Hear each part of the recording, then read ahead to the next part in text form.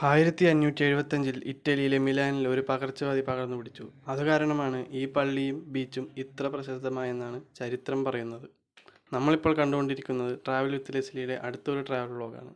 എല്ലാവർക്കും സ്വാഗതം.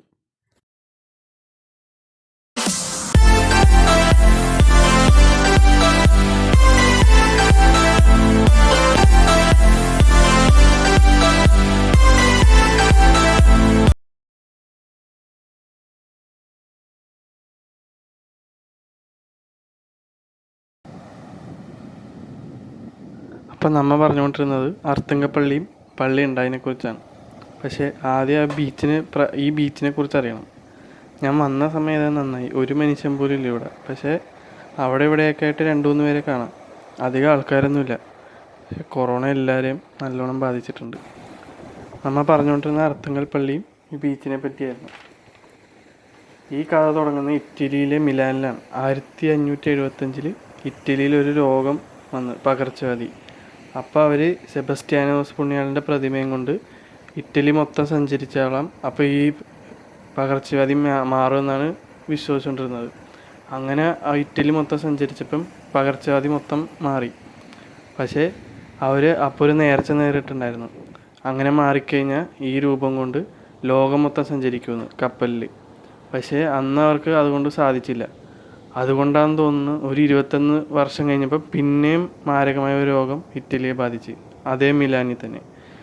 അപ്പോൾ അവർ അന്ന് ഓർത്ത ആ നേർച്ച പിന്നെയും നിറവേറ്റാമെന്നും പറഞ്ഞ് കപ്പൽ മാർഗം സെബസ്ത്യാനോസിൻ്റെ പ്രതിമ 21 വർഷം ശേഷം പ്രതിമയും കൊണ്ട് ലോകം മൊത്തം കപ്പലിൽ സഞ്ചരിച്ചുകൊണ്ടിരിക്കുകയായിരുന്നു. അങ്ങനെ പോയിക്കൊണ്ടിരിക്കുമ്പോഴാണ് ഈ അർത്തുങ്കൽ പള്ളിയുടെ തീരത്ത്, ബീച്ചായ തൈക്കൽ ബീച്ച് എന്ന് ഇപ്പോൾ വിളിക്കുന്ന ഈ അർത്തുങ്കൽ പള്ളിയുടെ ഈ ബീച്ചിൻ്റെ തീരത്ത് പായ്ക്കപ്പലെടുത്തപ്പം നല്ല കാറ്റും മഴയും കാരണം കപ്പൽ തകർന്ന് കരക്കടിഞ്ഞ്. അപ്പോൾ ഇവരെന്ത് ചെയ്ത്, ഇനി ഒരു സ്ഥലത്തും പോകാൻ പറ്റില്ലെന്ന് വിചാരിച്ച് ആ പ്രതിമ ഇവിടെ തന്നെ വെച്ച് ഒരു പള്ളി പണിത്. ആ പള്ളിയാണിപ്പം അർത്തുങ്കൽ പള്ളി. ഈ ബീച്ചിൻ്റെ പുറകെയാണ് ആ അർത്തുങ്കൽ പള്ളി. അങ്ങോട്ടേക്ക് ഇപ്പോൾ പോവാം. അതിനു മുമ്പ് ബീച്ചിൻ്റെ കുറച്ച് കാഴ്ചകൾ കണ്ടിട്ട് വരും.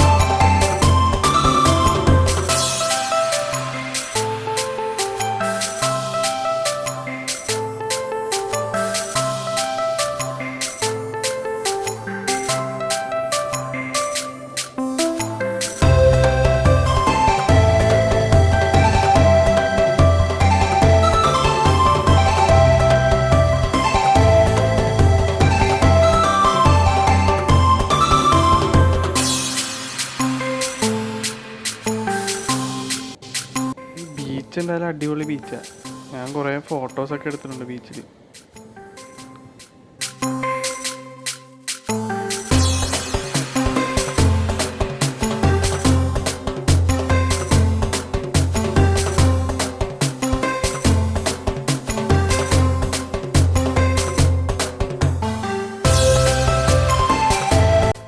ബീച്ചിൽ നിന്ന് പള്ളിയിലേക്ക് പോകാൻ കഷ്ടിച്ച് 1 കിലോമീറ്റർ ഇല്ല, 1 കിലോമീറ്റർ ഉള്ളൂ. പോണ വഴിയിൽ കണ്ട ഒരു കാവാണിത്.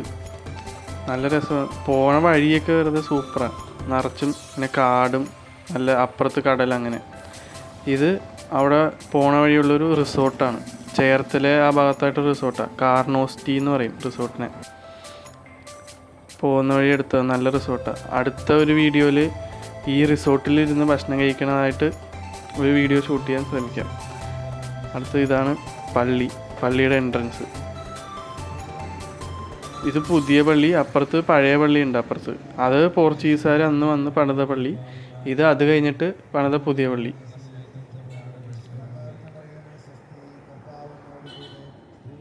പള്ളിയിൽ കുർബാന നടക്കണല്ല, ആരും തെറ്റിദ്ധരിക്കരുത്. അവിടെ 24 hours കൊന്ത നടക്കണേ. അങ്ങനെ മൈക്കിൽ സെറ്റ് ചെയ്ത് അവിടെ സ്പീക്കറിൽ സെറ്റ് ചെയ്ത് വെച്ചേക്കണതാണ്.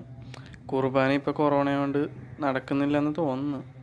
അത് ഞങ്ങൾ അകത്ത് കയറി നോക്കിയപ്പം കുർബാനയൊന്നുമില്ല, വെറുതെ ഇങ്ങനെ മൈക്കിൽ കൊന്ത സെറ്റ് ചെയ്ത് വെച്ചേക്കണതാണ്.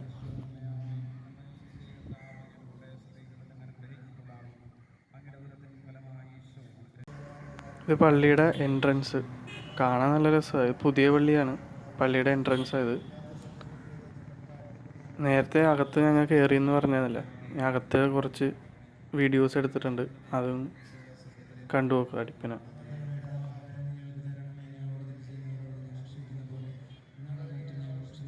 പള്ളി എന്തായാലും പൊളിച്ചിട്ടുണ്ട്, അടിപൊളി പള്ളിയാണ്. പള്ളിയുടെ ചുറ്റും 14 സ്ഥലങ്ങളുണ്ടല്ലോ, 14 സ്ഥലത്തും ഓരോ പ്രതിമകൾ ഇങ്ങനെ വെച്ചിട്ടുണ്ട്. ആ സ്ഥലത്തിൻ്റെ അത് ഒരാളുടെ സൈസിലുണ്ട്, ഒരാളുടെ സൈസിൽ വലിയ പ്രതിമയാണ് വെച്ചേക്കുന്നത്. കണ്ട യേശുവൊക്കെ വലുതായിട്ട് ഓരോരോ 14 സ്ഥലത്തിൻ്റെയും ഓരോരോ സ്ഥലം വലുതായിട്ട് പ്രതിമ വെച്ചിട്ടുണ്ട്. അസഷൻ യേശുവിൻ്റെ സ്വർഗാരോഹണം ഇതൊക്കെ വെച്ചിട്ടുണ്ട്. ഇനി ഇതാണ് പള്ളിയുടെ എൻട്രൻസ്. പള്ളിയുടെ റൈറ്റ് സൈഡും ലെഫ്റ്റ് സൈഡും ഇതേപോലെ പില്ലറുകളൊക്കെ വെച്ചിട്ട് നടുക്ക് കുറേ സീറ്റൊക്കെ ഉണ്ട്. ആരുമില്ല പള്ളിയിൽ. ഒരാളെന്തോ ഉണ്ടായിരുന്നു, പ്രാർത്ഥിച്ചിട്ട് പോയി. ഇപ്പം ആരുമില്ല.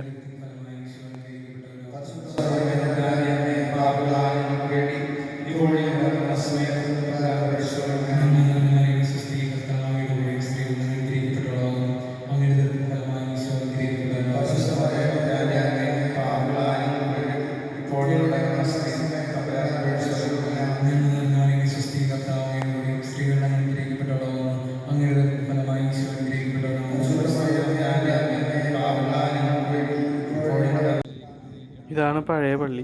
പഴയ പള്ളിയുടെ ഫ്രണ്ട് ഭാഗം കാണിക്കാൻ പറ്റില്ല, കാരണം അതിൻ്റെ അവിടെയാണ് പുതിയ പള്ളി പണിതേക്കണം. അപ്പോൾ ഫ്രണ്ട് ഭാഗം കാണിക്കണമെങ്കിൽ മേളിലോട്ട് ഡിസ്റ്റൻറ്റ് വ്യൂ കിട്ടില്ല, അടുപ്പിച്ചടുപ്പിച്ച പള്ളി വെച്ചേക്കണം, അതുകൊണ്ട് ഫ്രണ്ട് വ്യൂ കിട്ടില്ല. സൈഡ് വ്യൂ ഇതാണ് പഴയ പള്ളിയുടെ. എന്തായാലും രസമായിട്ടുണ്ട്.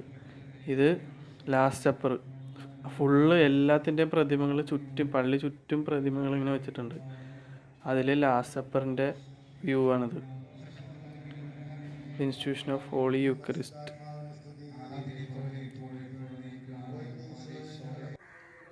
ഇനി ഇതാണ് പള്ളിയുടെ സെമിത്തേരി. അത്യാവശ്യം വലിയ സെമിത്തേരിയാണ്.